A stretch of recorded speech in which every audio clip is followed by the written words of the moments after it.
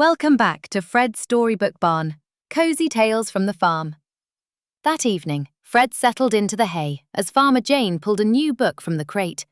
Tonight's story, she said, is called Goldie Locks and the Three Bears. Deep in the forest, in a cozy little cottage, lived a family of 3 bears. Papa Bear, big and gentle, Mama Bear, warm and kind, and Baby Bear, small and playful. One morning, Mama Bear made a big pot of porridge for breakfast, but it was much too hot to eat.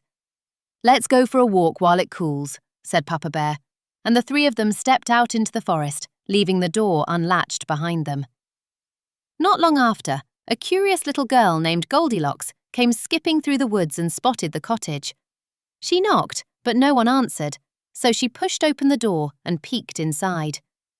On the table sat 3 bowls of porridge. Goldilocks tasted the first. "Too hot," she said. She tasted the second. "Too cold." And then the third. "Just right," she said happily, and ate it all up. Next, she spotted 3 chairs by the fireplace. The first was too hard, the second too soft, but the third, Baby Bear's little chair, was just right, until it wobbled and broke beneath her. Feeling a bit sleepy, Goldilocks wandered upstairs and found 3 beds.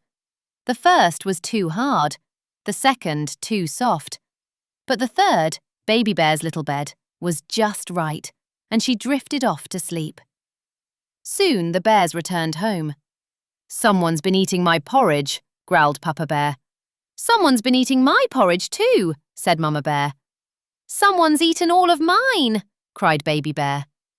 They found the broken chair, and then, upstairs, they found Goldilocks fast asleep in Baby Bear's bed. Baby Bear let out such a surprised squeak that Goldilocks woke with a start. She saw the 3 bears staring down at her, and without a word, she leapt out of bed, dashed down the stairs, out the door, and ran all the way home, never once looking back. The bears simply looked at each other and chuckled kindly. From that day on, Goldilocks always remembered to knock first and to treat other people's things with care. Farmer Jane closed the book softly and looked down at Fred, who was already dozing off with a happy, sleepy quack.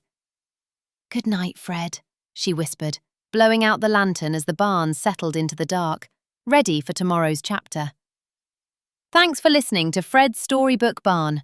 Like and subscribe for more cozy tales from the farm.